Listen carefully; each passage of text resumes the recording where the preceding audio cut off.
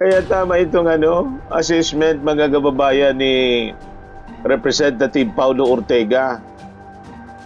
Sabi ni Ortega, yari talaga sila dito sa threats? Yaring-yari sila? Kung 11 days mga kababayan itong trial day sa Article 4, malamang mabaon hanggang sa inner core ng Earth si Sara Duterte. Di ba niya, Mr.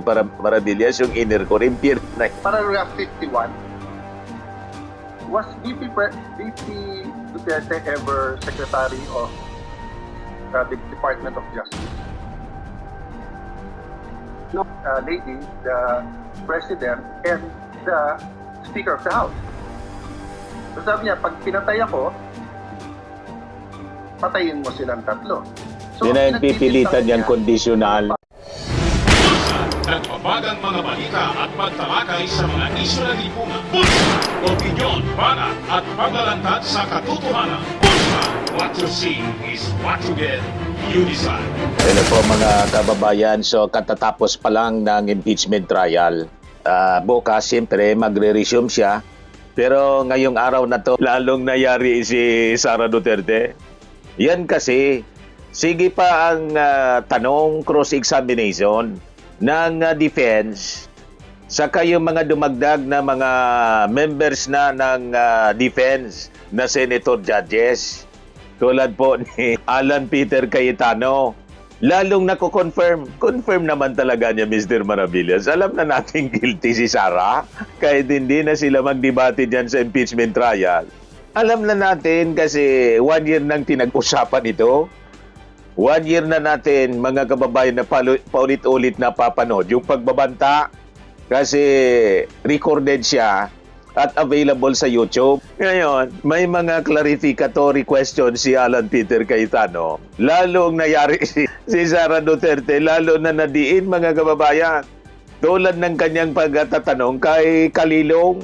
Ngayon, yung second witness, yung NBI Director, mga kababayan ng BARM, si Attorney Jeremy Lotok. Lalong luminaw po yung grave threat. Guilty talaga po. Kaya tama itong assessment mga kababayan ni Representative Paulo Ortega. Sabi ni Ortega, yari talaga sila dito sa threats? Yaring-yari sila? Sabi dito sa balita ng Abante News Online, posibleng mas maikli sa unang itinakdang 11 trial days ang Article 4 o grave threat, kung saan kumpiyansa si Deputy Speaker Paulo Ortega na madidiin ng gusto ang respondent na si Vice President Sara Duterte. Pang-apat pa lang mga kababayan na araw. Baon na si Sara. Kung 11 days mga kababayan itong trial day sa Article 4, malamang mabaon hanggang sa inner core ng Earth si Sara Duterte. Di ba niya, Mr. Maravillas, yung inner core, impyerno na. Mabaon hanggang impyerno. Mga kababayan si Sara kung tapusin itong 11 days. Yung grave threat kasi po, galing mismo sa kanyang bibig. Ano pang gusto ninyong patunayan? Tama po, mga kababayan? Walang lusot, mga kababayan. Ito, napaka-tibay ng mga pahayag ni Attorney Jeremy Lotok, former chief ng NBI Cybercrime Division. Sabi niya, we fail to see any amount of freedom of speech in those utterances of the Vice President. Imagine, Your Honor, the anarchy, the disorder, in the chaos it would bring to our country. Freedom of speech protects lawful expression, but it does not protect utterances that satisfy the elements of a criminal offense like this one, sabi po ni Attorney Jeremy Lotok sa cross-examination na ginawa sa kanya, mga kababayan, kanina. Ayan, napakatitindi, mga kababayan, yung statement ni Lotok. Duterte threats niya do not cover freedom of expression.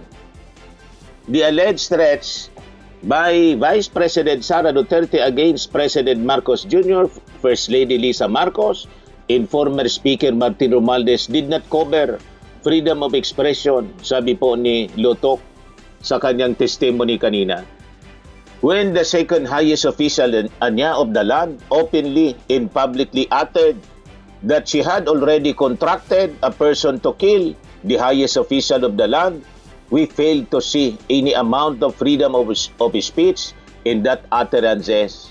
Diba, mga kababayan, pang-apat na araw pa lang, baon na mga kababayan, yaring-yari si Sara Duterte.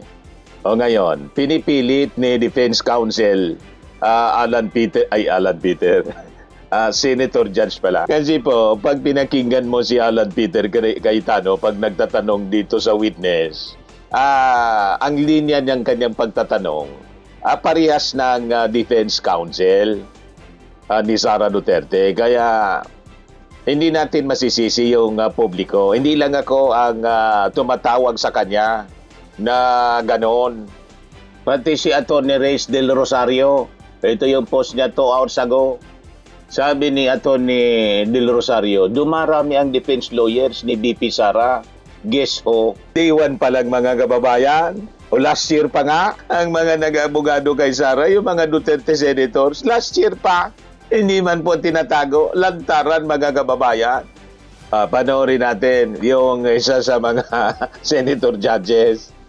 Ito, pakinggan natin si Alan Peter Cayetano. All of you, yung apat, you signed the February 10, February 2025 NBI Affidavit of Investigation. Tama po ba, di ba?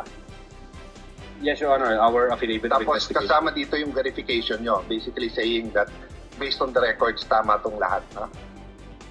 Verification ng ano po, Your Honor?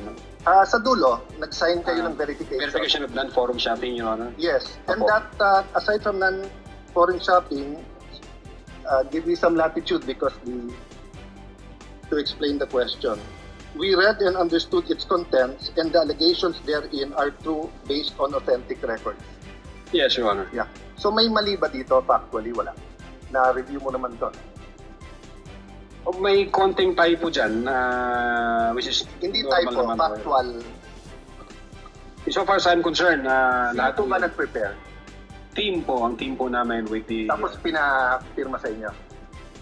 Hindi kami nagtulong-tulong mag-draft ng affidavit of investigation, kung ano yung legal basis namin, and then we agree, and we concluded na ito yun. Then someone typed it up, then you signed. I asked this because nung tinanong ko kay Agent Mark John Caliong, sabi niya, dito nakalagay conditional pero tingin niya absolute. You answered the same thing, it's absolute, pero dito nakalagay conditional. The utterances itself, Your Honor, is what we call event-based condition, ang classification namin. Okay. Yun yung utterances, Your No, Honor. I'll take that answer. I think mas factual yun. But sa paragraph 51, was VP Duterte ever Secretary of the Department of Justice? No, Your Honor, Department of Education. Nakalagay dito, to recall, VP Duterte resigned as the Secretary of the Department of Justice, and she herself admitted that her relationship with the President has become toxic and she would imagine her strangling him and cutting off her head. That's typo, Your Honor. That's not a typo. A typo means yung department na being depart. Department of Justice and Department of Education are two different things.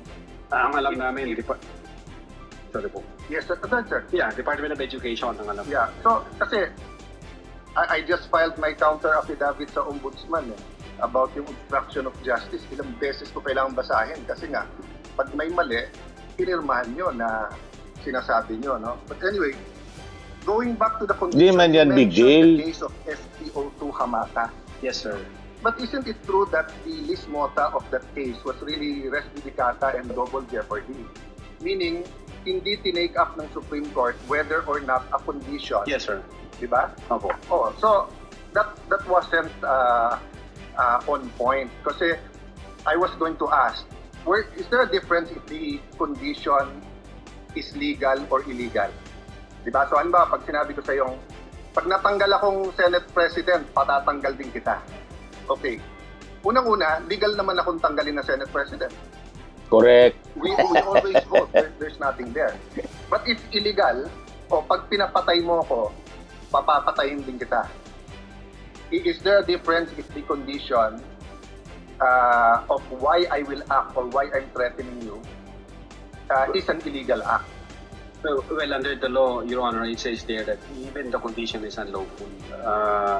So, regardless of the nature of the condition, Yes. sir. No, I want to get lang into your mind when you sign this because nga medyo novel yung case to for me. Even as a lawyer, I have to do more research and see anong ibig sabihin nito grave threats dito because you keep mentioning we keep mentioning here that this is the second highest official in the land and therefore pag trinete niya ang Pangulo.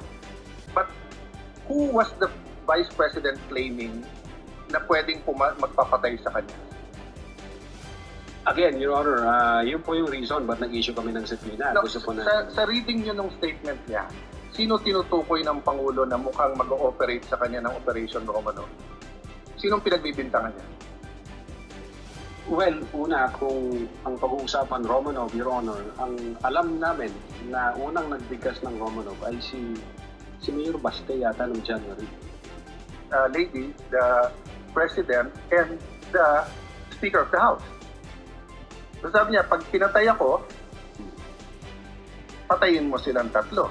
Yun na yung pipilitan pinagbibintangan niyang niya, conditional. papapatay sa kanya yung tatlo. I cannot answer to that, Your Honor. Sector Judge Allen, kindly wind up. Okay. But you have to be able to answer that because you're the one who investigated. And that is crucial. Why? Because part of your self-defense, so for example, if I know na sa senator judge, pag hindi ako bumoto one way or the other, papapatayin ako ng whatever, chief PNP or papapatay ako ng whoever. So pag sinabi kong, pag ako pinatay, si ganito nagpapatay sa akin. Di na justified na Ang talaga. defense, I don't usually give a threat na patayin mo rin. So could it be that actually that was the defense of the Vice President para hindi siya patayin? I don't know the Ginawa niyang defense yung pagbabanta. mind of the Vice President. But Una, you testified also freedom of this expression. afternoon Ngayon, that she went defense into her niya. state of mind. Based on the series of events, Your Honor. Yes, and based on her statement, and the series of events is nag-away sila ng administrasyon, and the series of events is that sinasabi niya, pag ako'y pinatay, eto tatlo ang papatayin niyo. Last question, kay Attorney Lopez, sabi, tinanong din to ng Senate President, ni Senator Tulfo, at di ko na itatanong pero napaapyawan ni Senator Erwin din to yung tungkol kay yung sinabi ni Senator si Attorney Lopez, sabi mo, even before kasi nangyari yon, nakausap na ni Vice President yung papatay. That's the literal meaning of the statement. Yes, that's the literal meaning, but did you believe her? Well, she's the Vice President, sir. So she also said freedom of expression, so you also believe her? Not based on the evidence that what we gathered, sir. No, okay, so I'll stop there, but I'll read to you decision. Pero tignan niyo po yung page 25 nung sarili niyong affidavit, ha. Si Princess Maui, ang sinabi niya, ano po ba ang pwede niyong maging remedy? Yung vlogger yan na bakla. Ito, lalo't nagsisigaw na po ang taong bayan Princess na Maui. mag-people power na. So actually, I would consider ang nag-uudyok si Princess Maui. Of course, we can discuss people power, but pero tignan niyo po ang sagot niya after yung sa pagpatay.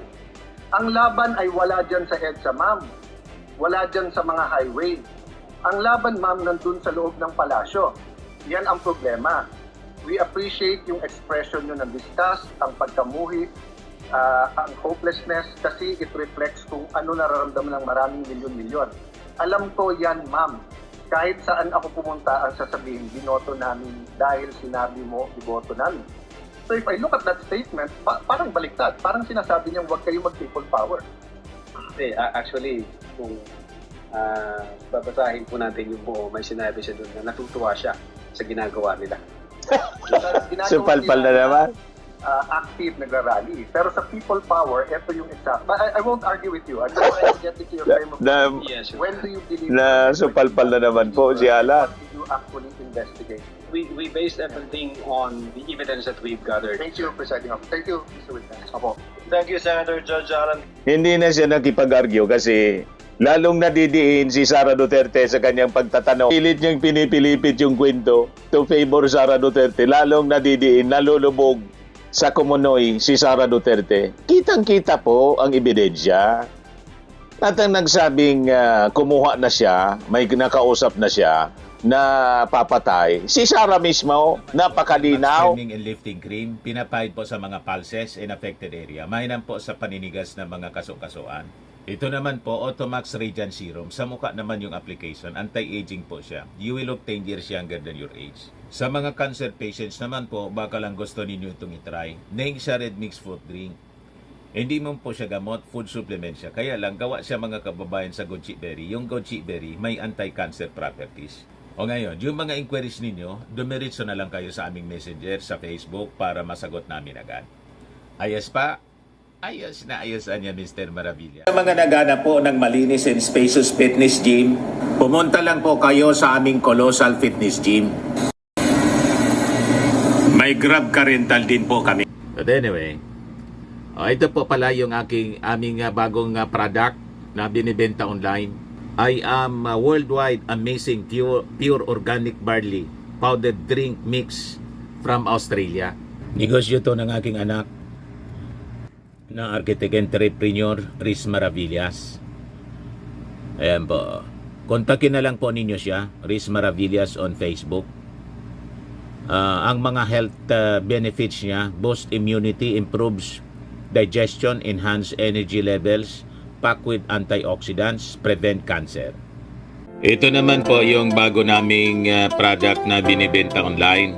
Eye Glow Serum, whitening po siya. Tingnan ninyo yung epekto sa aking anak na architect before and now. Yung mga inquiries po ninyo, dumiretso na lang kayo sa kanyang Facebook account, Riz Maravillas.